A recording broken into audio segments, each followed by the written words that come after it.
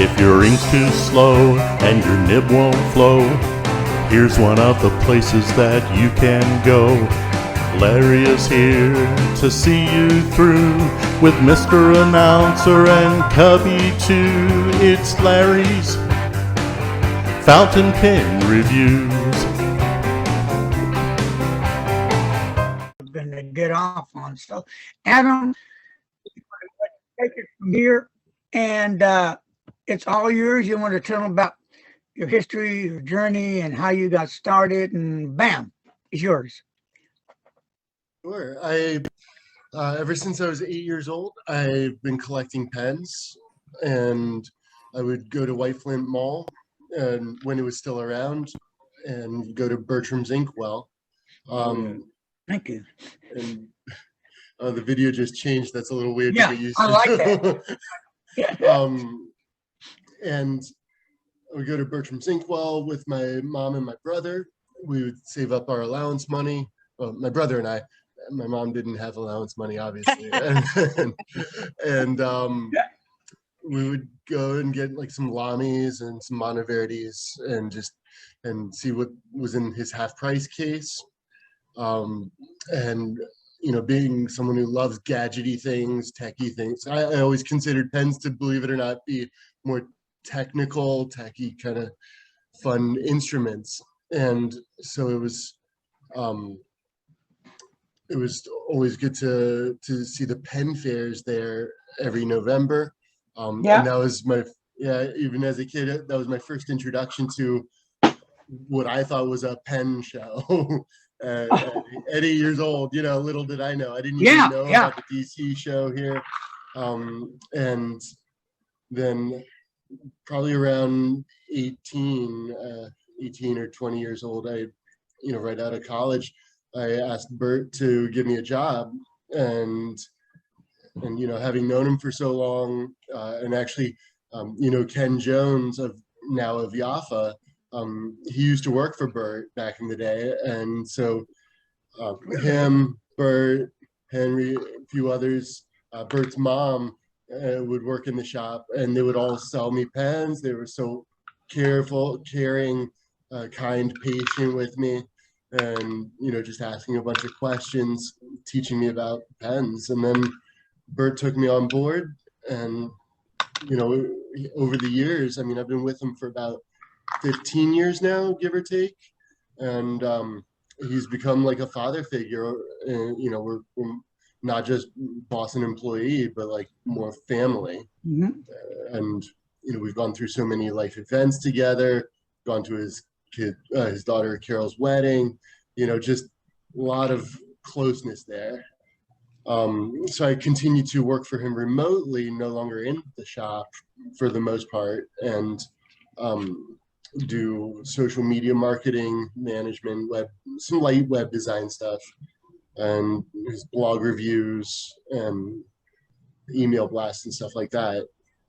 And on Monday, I'm actually going into the shop to work with him on developing a new website for him. We're going to transfer everything over to Shopify. So a lot of fun stuff there. I'm working with him on promoting the Baltimore Pen Show and the Miami Pen Show.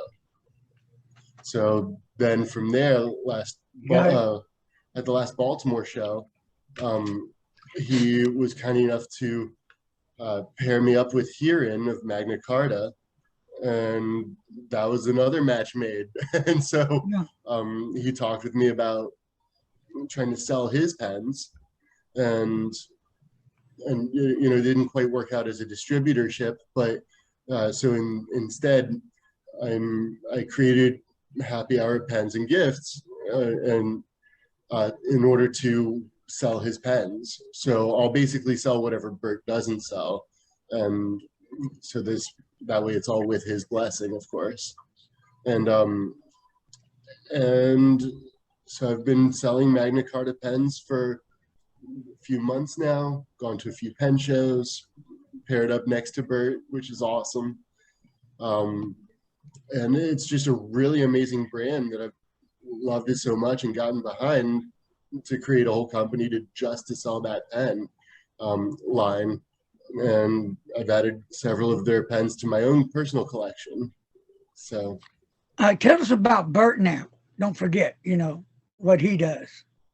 sure, Bert of Bertram's Inkwell. He's a major online and in-person brick and mortar retailer here in Rockville, Maryland, and as well as runs the Baltimore Pen Show and the Miami Pen Show. So he's got a lot going on. Always has events in the shop. Usually on Saturdays, once a week throughout the month. And he's always got deals and oddities that you just can't find anymore. So it's amazing, whether it be secondhand or brand new stuff that just everyone's sold out of, but he ends up having a few lingering behind. So it's just incredible. By chance, do you have any pictures of him at all to show the people? Sure. So let me do a share screen real quick. And I've got Bertram Zinkwell's website up. Oh, cool. And let's see if I can do this.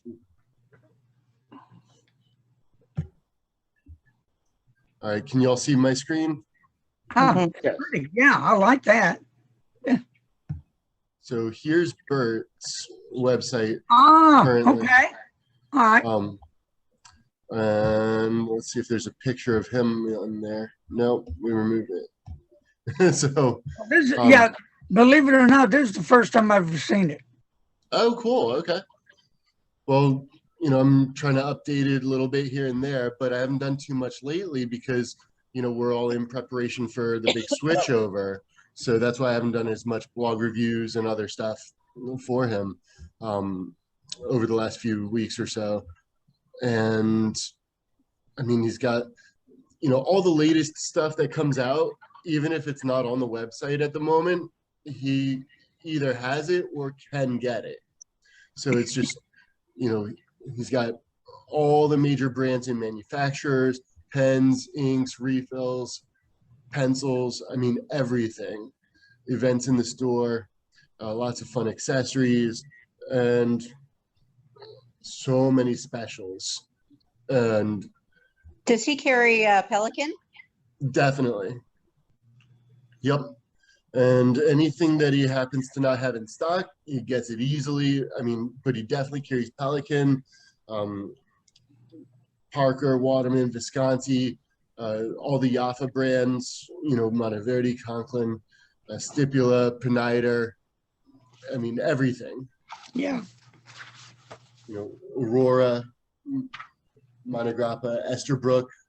So all those fun new Esterbrook pens that are coming out. I picked up a few of those JRs that are been amazing.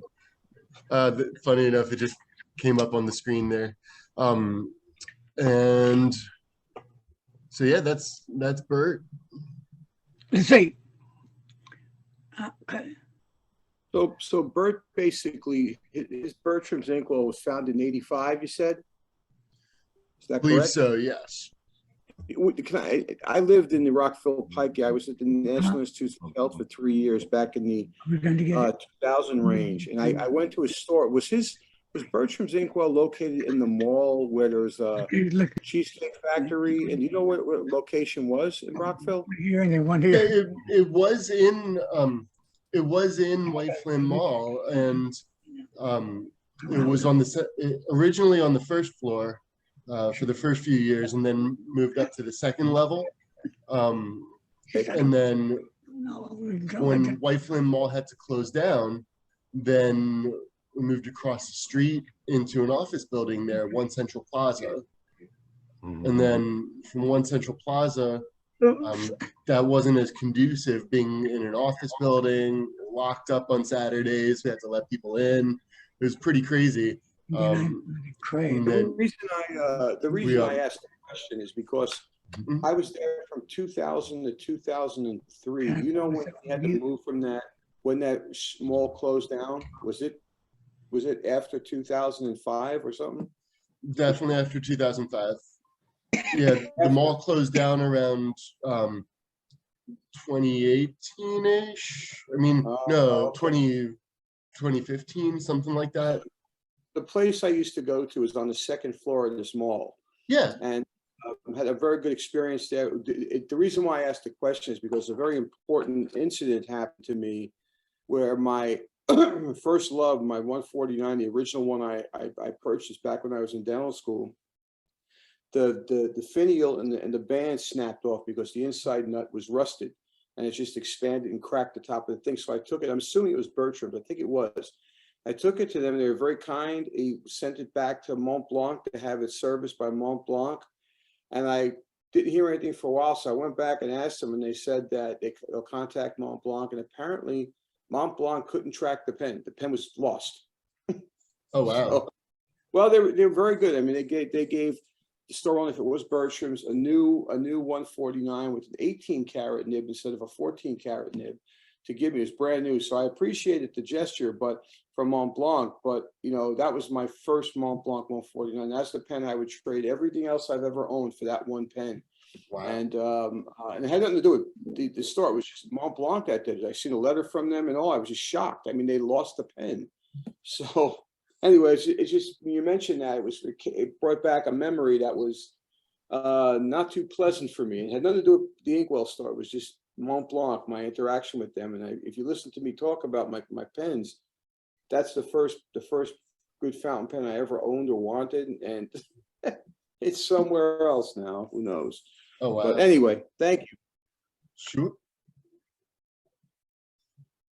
So from birds, and now I also started my own online store here for pensgiftsandmore.com, selling Magna Carta pens, and I've got some other oddities on there too, just things I've picked up along the way that I just have one of.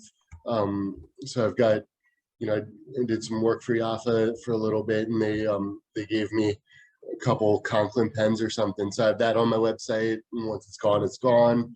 I did some other odd jobs for people, and they gave me like a set of tiles and a microwave or something. So that's the explanation for why that's on my website. I just want to get rid of it rather than selling it on eBay or something and let them take all the money. So, but my focus is definitely Magna Carta. And we'll see what happens. I mean, I'm invested, I'm excited, and to just sell their stuff. I mean, they've got a lot of unique pens. And their price point is from 1 to 200, and it's just shapes and sizes for everyone. A couple different nib options, and they have number 6 nibs, number 8 nibs, different filling systems, unique materials. Like, I just love the range of what they're doing. So should I switch out of screen share or should I leave it up? It's gone, isn't it?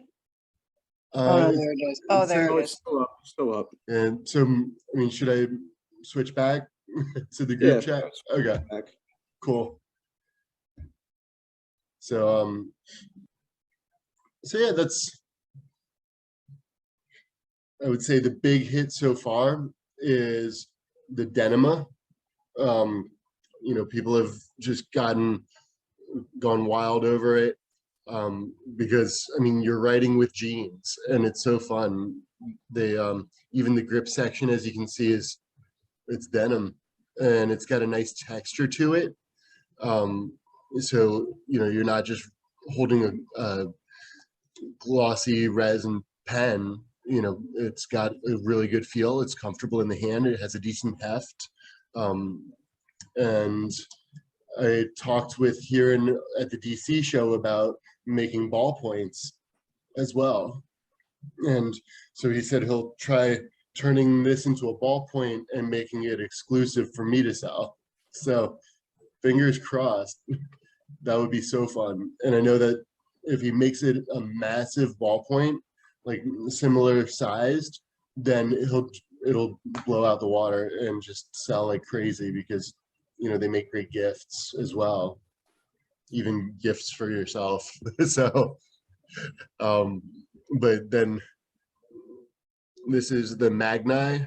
Now I don't know how well the picture's coming through here, but like this is just such an awesome pen. I love the way that blue resin reflects, and the viewing window here is at a diagonal.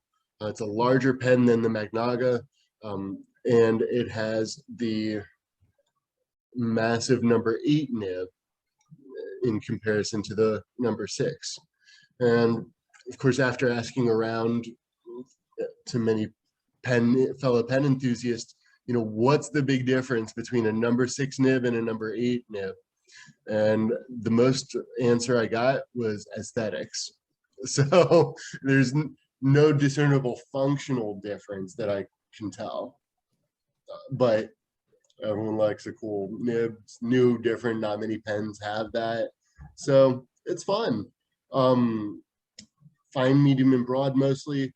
I also talked with Hiran about making different nib sizes, point sizes, to expand beyond, you know, and go into extra fine or double broad, more stub and steel, because the number 6 titanium nibs he's doing stub on.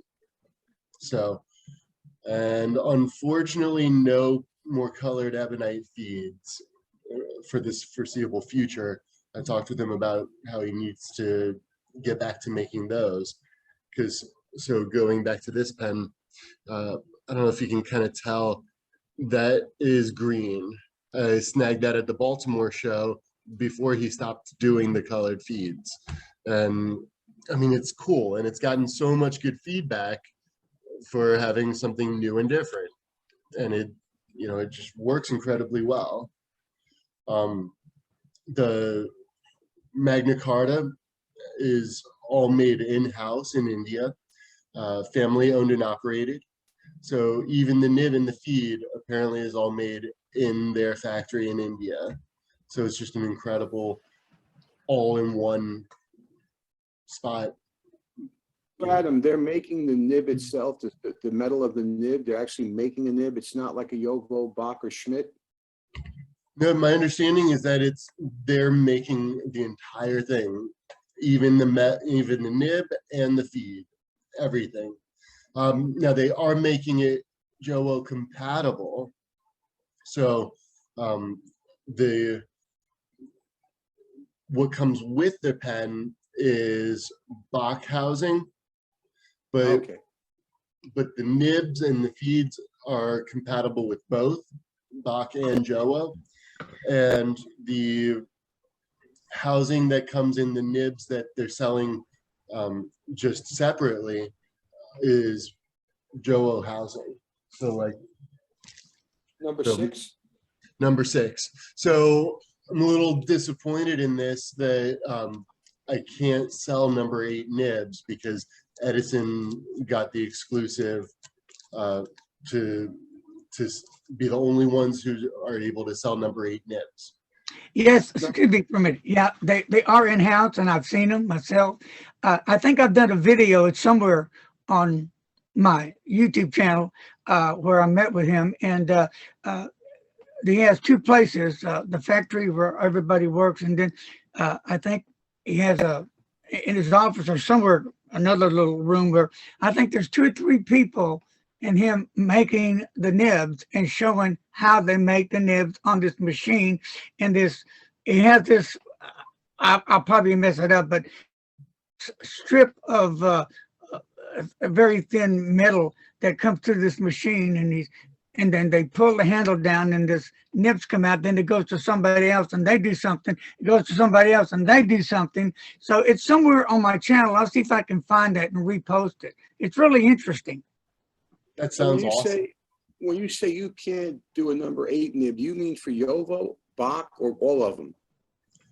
All of them. Like, I'm not allowed to sell their number 8 nibs, unfortunately. Oh, okay. All right. Yeah. So, but you could potentially have the pen shipped to you without the nib and insert your own nibs, couldn't you?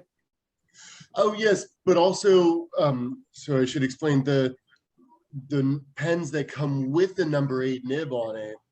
Those I have with the number 8 nibs already on it. Oh, okay. Gotcha. I just can't sell it separate. So whereas where'd that baggie go? So whereas the bag of number 6 nibs, these I can sell without a pen.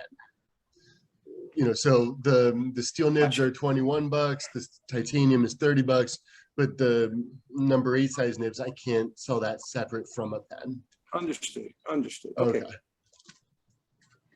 You know, I might give him a buzz later and see if he will, if he's making any nibs that he could sell. That would be interesting. You know, Doc, would you be interested in a Joe or a Bach? Well, for me, I think you guys noticed that it doesn't mean because of the way they write. I only use gold nibs in my pen. Right. Or great carat gold nibs. So that's something I usually have to upgrade myself if I have to do that. It's got nothing to do. I always say, nothing to do with how the pen writes. It's just right. Yeah. mindset with it. So real quick, is he thinking about doing gold nibs yet? I knew he's doing. Is he doing titanium now? He's doing titanium, and I've talked with him about making more unique nibs in the titanium as well. Because also in the titanium nibs, he's not making broad even, just fine, medium, and stub. So it's an interesting choice. But he will hopefully start doing more soon. And also maybe even some flex nibs, you know, things like that. I've put the bug in his ear about a lot of stuff. You know, I don't know actual statistics, but I would almost venture to say that the majority of fountain pens are sold with steel nibs. And that's what people, you know, that a lot of people are not looking at higher end pens, because once you put a gold nib on something, you've increased its price by between $200 to $400, depending on the size of the nib. And I think that the best, from my opinion, the best market would probably be at the steel nib or titanium nib, you know, because they write beautifully. I spent most of my time in calligraphy writing with steel nibs, you know, but fountain pens is a different story for me. So it's nothing to do with how they write. Interesting. Sure. But it's unfortunate that now, you know, over the last 20 years or so, the pricing of everything has gone up so exponentially in general that, you know, it used to be you could get a wonderful gold nib fountain pen for in the 1 to 200 range. Yeah. And now it's a minimum 200 right off the gate, right at the gate, you know, and you're looking at the Lamy 2000, the Vanishing Point, you know, maybe a few others. Whereas now even steel nibs, you know, on fountain pens, you're looking at anywhere between 150 to 350, you know, and for a standard resin steel nib pen. So, but that's one of the things I like about these is that, you know, through their process of doing everything in-house, they're able to keep the cost down and therefore, keeping everything in the 1 to 190, something like that range. Of course, they do have some limited editions, but that's different. So do you plan on selling gold nibs, and what size nibs do you carry on your pens and 6 and 8 that you can sell? I hope they'll go into gold nibs. That would be amazing. Because if you can imagine having a Magna Carta gold nib, then that's going to be significantly less expensive than anywhere else on the market. You know. Yeah. So that's really exciting to think about. And as far as what I can sell, you know, as soon as they make it and let me have it, I'll sell it. So yeah. But for now, all the pens come either number 6 or number 8 steel, and in the number 6 titanium upgrade. So the other thing is, I'd like to share this pen that Magna Carta sent me, and I asked him to tell me, you know, what's the name of the pen and what's the pricing on it, so I know what to sell it for. And he told me the price, and he said, but we don't have a name for it yet. What do you want to call it? So I got to name this pen, and I looked it up because it reminded me of like a torpedo shape. And then I saw that, well, with cigars, another torpedo adjacent name is pyramid. So that's why I call this the pyramid. Right. And also because the layers of resin do kind of look, I don't know, that's a stretch, but still pyramid. So, I like the colors in it. Thank you. Me too. This one is in my collection. You know, so this is my pen, and I'm definitely still selling other ones, but you know, I've got the green and brown, and then here I've got the pink one and the purple one. How much do they sell for? These are $155. Okay. And what size nibs would they carry? Fine, medium, broad, steel number 6. So these are number 6 nibs. Okay, they're Jowo nibs or Bach? Magna Carta.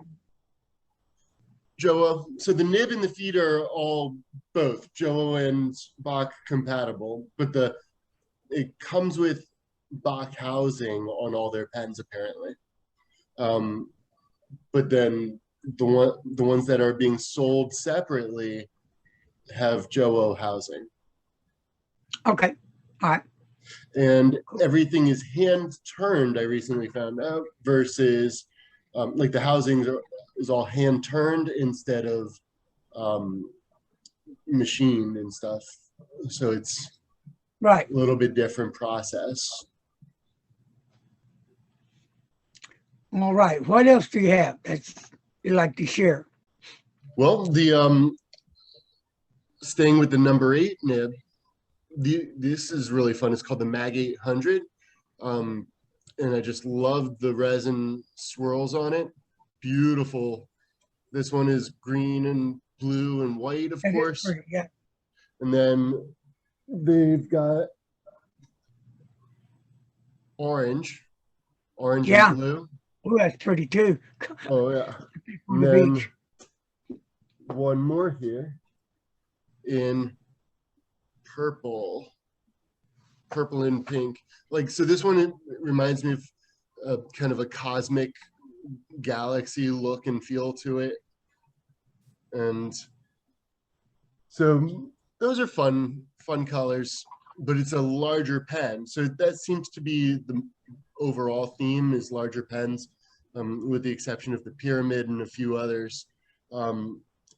There's also, this one has been popular, believe it or not, despite how very blingy it is. Yeah, I mean, this definitely has some personality to it. You'll get noticed for sure. How much is that one? This one's in the 185 range, and I mean, people seem to like it. It's a cool pen. I think I have that. Yeah, I have to look. Yeah, I think I do have it. So it's awesome. It's got a decent heft to it, as you might imagine a metal pen would. You know, I'm thinking, Adam, on the pens that I do have from Magna Carta, from Herring, I might do a update review and go over them again. Nice. Yeah, it would, because they're all cool pens, and you know, he's making a big impact here in the U.S. now, going to the shows, meeting people, and his products are starting to move, and he's been working real hard to get this all going. So that dream that he has, him and his brother, because his brother helps his brother makes the pens. Yeah. So I can't pronounce his name, but he does a great job in making these pens, really. Oh yeah. Okay. No, absolutely. And this one, the Arcanum, it has a number 6 nib, but this one is a piston filler. So I love that you know, still within that range. You've got a piston filling mechanism on this, holds a ton of ink and keeps you writing for days. And then staying with unique filling systems, you have a pneumatic filler on their Elements line. Again, still number 6 nib, but the pneumatic filler makes it really fun to pull back. Works like the Wall Eversharp ones. Put your finger over the breather hole here, push down, and let it suction up the ink. So just love the one-handed action on that. Yeah. So where's your next shows you're going to be going to? Well, I'm definitely going to Philly. I'm going to Baltimore. Hopefully Miami again. And I've got to see what other shows are on the East Coast. There's the Raleigh show. And there's a few in New York, right? Okay. So, yeah, those would all be amazing to go to. Anything else you'd like to share? I mean, I just love collecting pens, using them, journaling with them. And so, you know, like yourselves, I'm a fellow pen collector and enthusiast. So, you know, I'm always looking for the next best thing out there. And like, there is no grail pen because it's just which pen don't you have yet? Right. So it's always incentive to get the next one. And, I have a Magna Carta that I got from Federalist Pens. It's the Purple Emotions. oh, And cool. it has a red ebonite feed, and then you get the matching inkwell with it, which is really cool. Nice. Really Yeah. nice writer, nice pen. I really enjoy it. That's right. I forgot about the Emotions. So that you brought up a good point. It comes with the inkwell, and I mean, I love how it matches. It's just, the swirls are beautiful, and you can, since it's translucent, you can see everything going on in the pen. Just a lot of fun. Yeah, really pretty, the pen. And then it has you can get the different colors. So the color, it comes with the matching inkwell.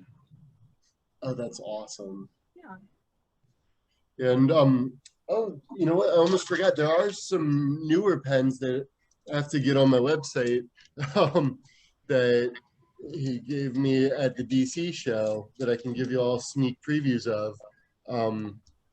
And well, these two he gave me in Miami, which were perfect for Miami. Loving these colors. Nice colors.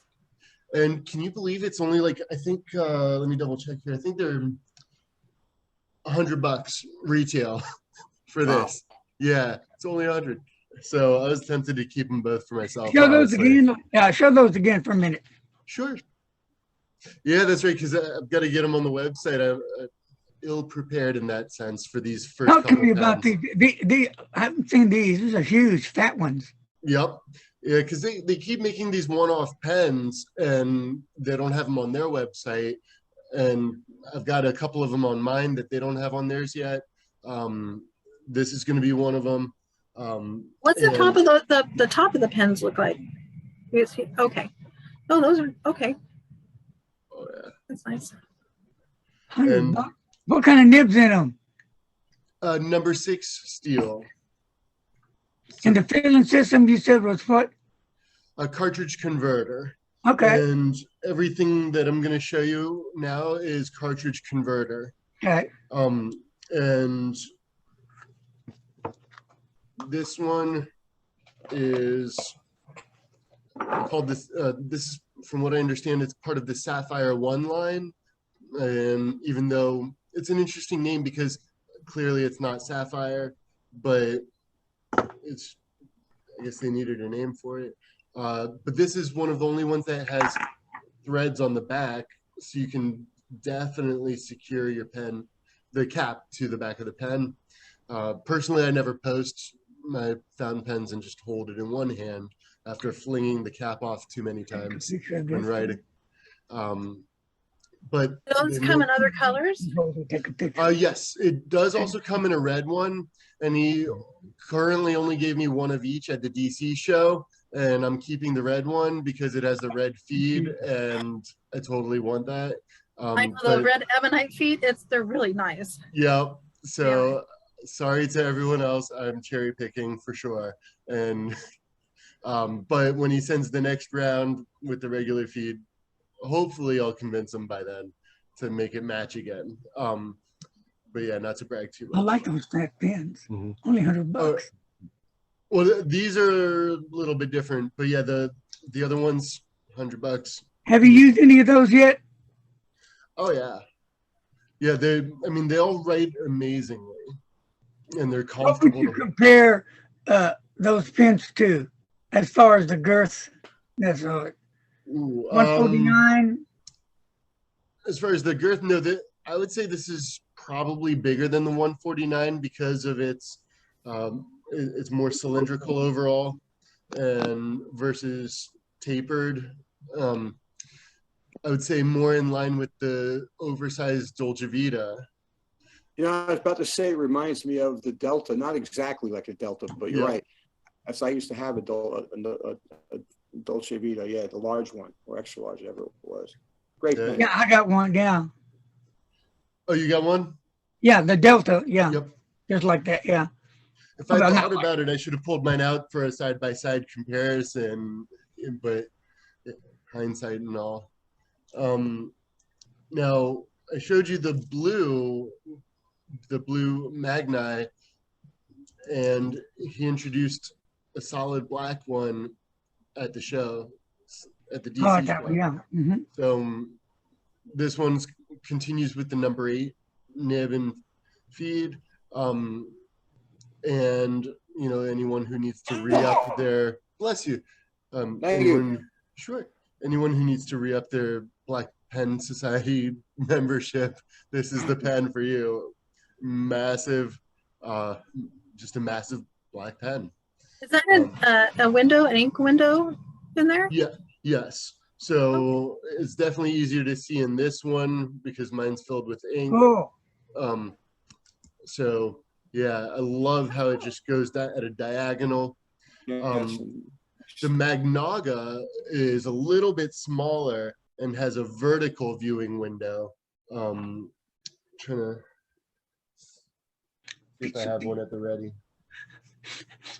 So here we go. So you can see the Magnaga at 126 is retail is a little bit smaller, a little thinner. The rings around the cap, band, and barrel are a little bit smaller as well. Vertical viewing window. So a number 6 nib instead of the number 8. And then continuing with a number 8 nib. If you like candy canes, here's I like that. for you. No, I like it. Different. Yeah. Oh yeah, massive pen. So that has a number 8 nib? It does. How much does that one sell for? $195 or $190. What does that translate into is it a broad? It can be fine, medium, broad. Like a number 8 is a broad? A number 8 nib is, I have the number 8 nibs in all 3 point sizes. So this number 8 size nib, it can be fine or medium or broad, whatever your preference. Oh, really? Oh, okay. Really, really.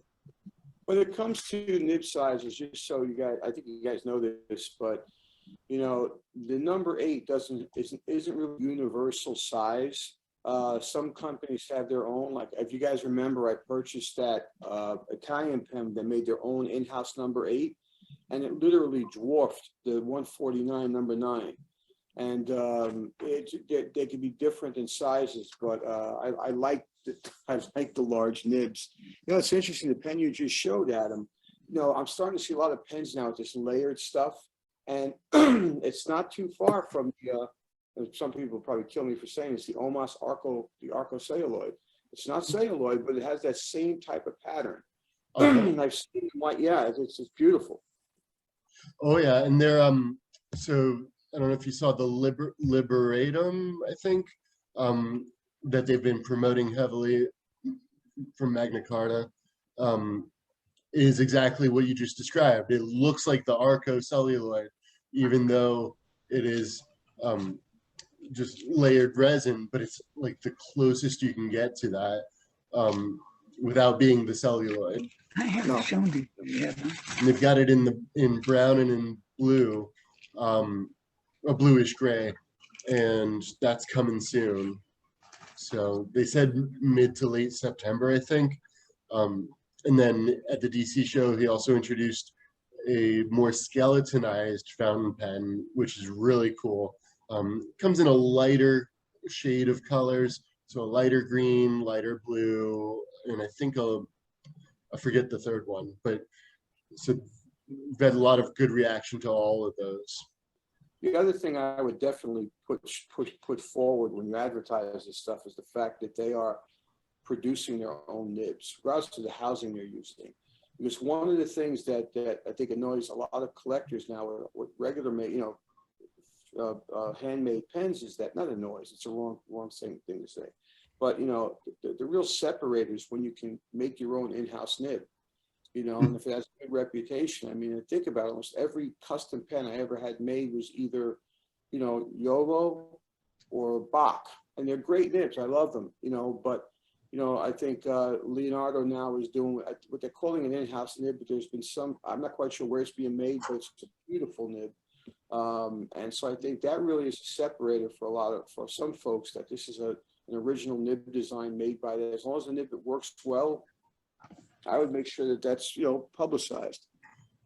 Oh, definitely. I couldn't agree more. And I do include that in the description on my website, as on the nibs, that it's all made in-house, soup to nuts. And then also one of the things that I'm doing is, if anyone needs help tweaking their nibs, I'm more than happy to do that. So I do, I've always been able to do some light pen repair, light nib work, things like that. And I'm also going to undertake learning more from Martin Ferguson soon, and study from him how to do more pen repair related things in general. And so I want to learn more how to customize nibs, and I've picked up some tools along the way, but I've always been able to do tuning, not full-on grinding, but definitely nib tuning and adjustment to make things right better the way people want it to, one way or another. And that's even not just limited to Magna Carta. Like if you have a pen that you need adjusted, I'm happy to do it. And I'm gonna start partnering up with Bert to have him send me repairs as well. Even as I learn more and more, it'll be more repair focused as well. So I want to kind of be a jack of all trades almost. So Good. Good. Thank you. Two more pens real quick that yeah, just show us what you got. Yeah, it's cool, interesting.